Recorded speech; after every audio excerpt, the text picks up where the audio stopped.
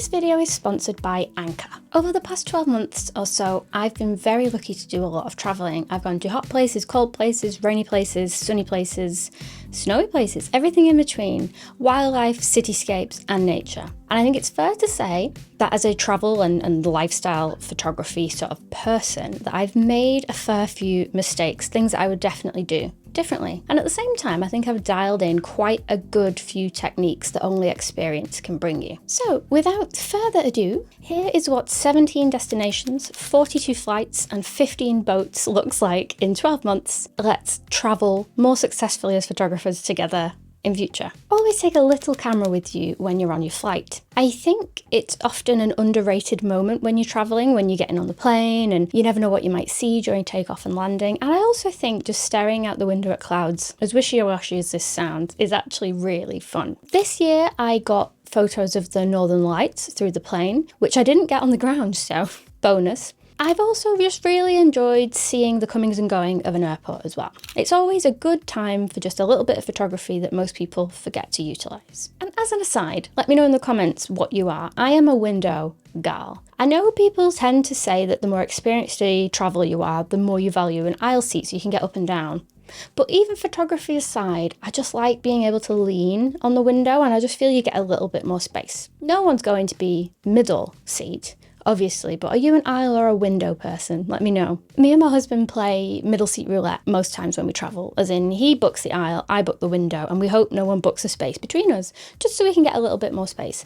And we've won 4 times in a row very recently, which is unheard of. That never happens. So that's also a cheapskate travel tip for you if you travel as a pair. You will overpack, but try not to. I'm terrible for this. I always sort of play the trip through my head and think, oh, a wide angle lens will be nice. Oh, what if I need a super zoom? What if I need this? What if I need an extra camera body? And the reality is you probably blooming don't need to pack as much as you think. I always overpack, even after knowing better, and always come home with like one lens that I've just not really used. And I think unless you're doing this as a job, and sometimes even then, a lot of the larger items aren't necessary for a lot of trips, like a drone, a gimbal, larger super zooms. We don't need all of these things. They're nice to have, but more often than not, for the amount of clips that you get from it, it's probably not worth it. I took my drone on, I think, just one trip this year to Spain, and I do love the footage actually. It's really cool to look back on, but I got about 8 clips.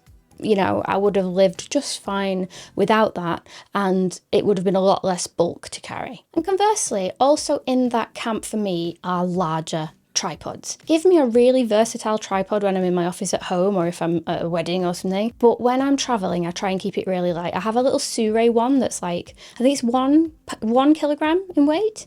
I may have made that up, I'll let you know, and it's very small and really, really handy. The other thing as well is sometimes I'll just use like a mantis pod as a tripod, or even the mini tripod that came with one of my microphones. Sometimes you don't need a lot. I recently filmed an entire YouTube video in a hotel in Frankfurt just with a mini tripod, so a little can go a long way. Obviously if you're shooting the Northern Lights or astrophotography, then you will need a tripod, but most of the time I think it's more that we kid ourselves that we need one when we probably don't. Number 3, possibly a controversial one and maybe not feasible if you have a family, but if you can, don't check a bag. Just go on with your cabin luggage. This makes traveling on the other end so much easier because you don't have to wait around to get your bag. And also traveling on public transport and things is so much easier if you travel light. I think of all the traveling I've done this year, I've taken a hold luggage about 3 times. Sometimes you need it, like Iceland. I didn't know what to expect with the weather, so I needed a bit more space to pack. And Japan, I was there for like over 2 weeks, so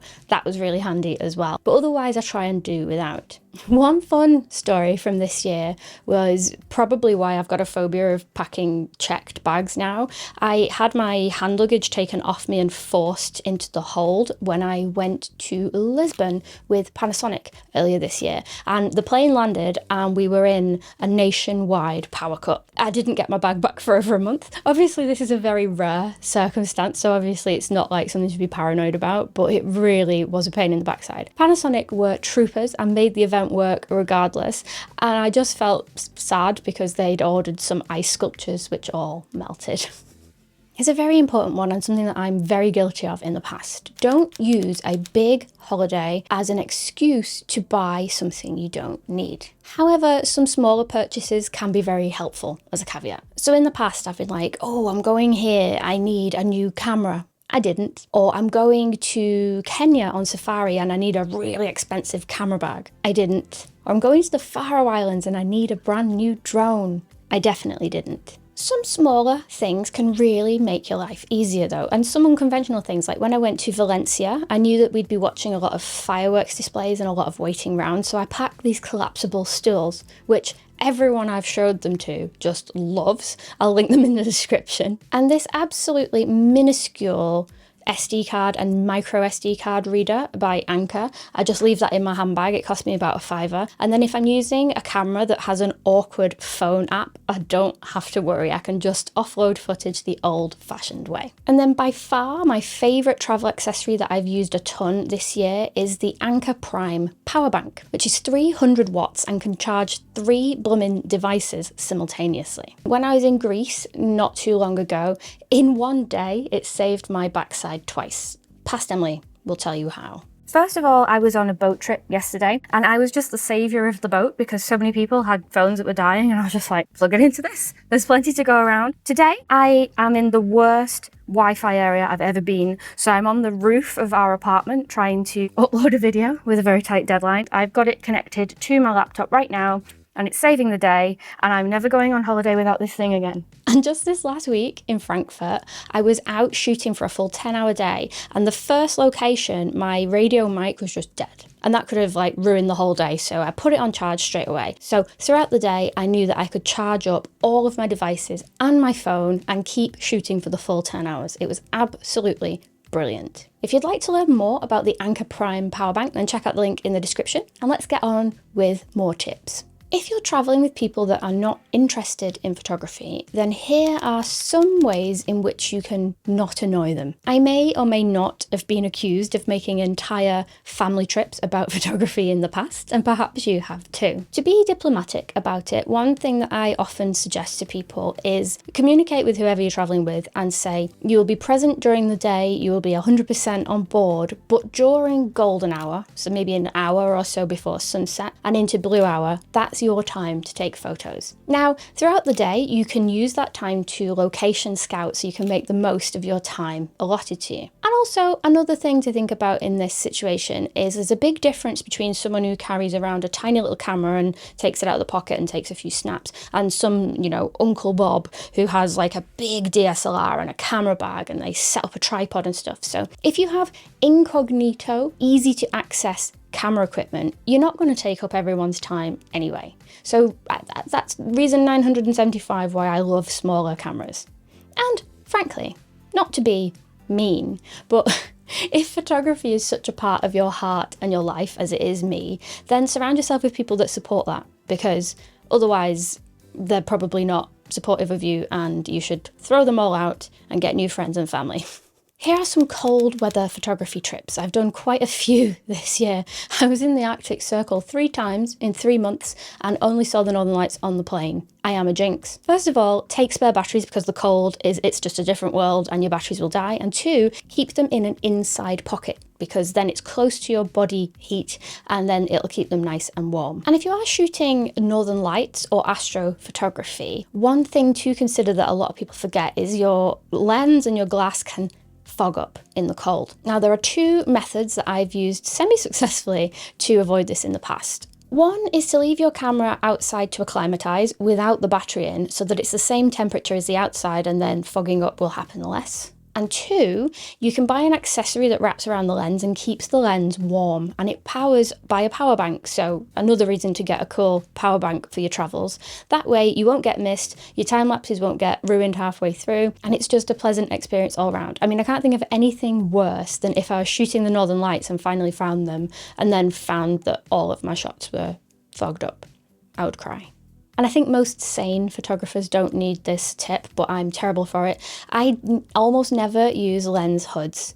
I just think if I'm invested in a small camera, I'm not going to go out of my way to make it bigger. However, when it's snowing, when it's raining, lens hoods are basically essential, because otherwise you spend all your time trying to get raindrops off your lens, and often you can ruin a photograph with these without even noticing at the time. And another top tip, if you get any of those silica gel packets whenever you buy something, I think you get one in basically everything these days, keep them. I've thrown them at the back of my lens cupboards so that all of my lenses have them near them. And then when I do go on trips like this where it might be a little bit wetter, I'll put a few in my camera bag so that if anything gets damp, it'll help it dry out.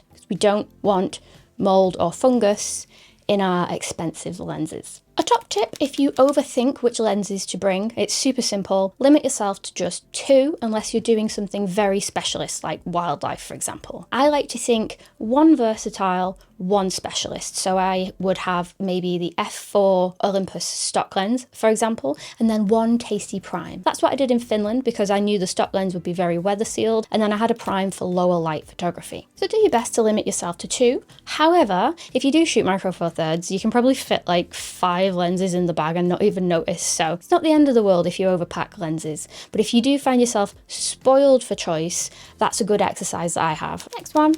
Keep your camera handy and out and easily accessible when you are commuting on your holiday. So this could be getting a train or a tube. This could be getting on a ferry. This could be getting on a bus. This could be walking from your hotel to the coffee shop in the morning. Whenever you have downtime, sometimes you will find really interesting things to photograph. And I always think, like, particularly if like I'm waiting for a train, I just think, what else would I be doing with my time? I'd be scrolling on my phone. So you may as well take a few photographs. This is something that I've struggled with personally, and I just own it now. I think it's absolutely a-okay to go to these touristy spots and take the cliche photos. I think they're cliche for a reason, and they're very good usually. It's very easy to take, very accessible, and then you've got some key memories of your trip. However, when you are in these spots, they're often very busy, and I like to sort of maybe take the cliche shot and then think about the environment and think what I could do that's a little bit more unconventional, whether that's using a mist filter or shooting through things or finding the reflection of the thing that everyone is photographing. Whatever it may be, it can be great to be like, right, I'm here, I've got the main shot in the bag, what else can I do to make this place my own? And if you are in a very touristy place with loads of footfall, using long exposures to add some motion and get rid of a few people can always work quite well. Number 10, if the weather is not what you expect, just shoot with what you have and not what you were hoping for. This happened in both directions this year. I went to Tromsø twice. The first time it was a magical snowy winter wonderland, and the second time it was muddy and raining sideways. It was very much an expectations versus reality thing. Sometimes you just got to make do with what you have. Thankfully, we did a boat trip and I managed to get some really interesting compositions despite the weather. Also in Iceland, we had 2 glorious days of mixed clouds, overcast, a little bit of drizzle, got some lovely moody photos, and now we're back to midday sun for all eternity. It's my own fault for going to Iceland in the summer. I do understand this, but yeah, I could do with a bit more drizzle. It's not a sentence I would often say, but from a photographer's perspective, bring me some clouds. That's not my preconceived expectations of what I wanted. I wanted it to be a little bit cloudy, a little bit moody, but alas, it was a sunny blooming day. And you've just got to roll with it. What can you do? Can you phone up God and be like, change the weather for me? No, you've just got to make the best of it. Similarly, if it starts raining, as long as your camera is okay in the rain, or you can get an umbrella over yourself, go out and take some photographs. I had some unexpected showers in Osaka this year, and I just took to the streets and got some really cool street photos. It's not the weather I wanted, but actually it was a happy little accident, as Bob Ross would say. Number 11, go up high.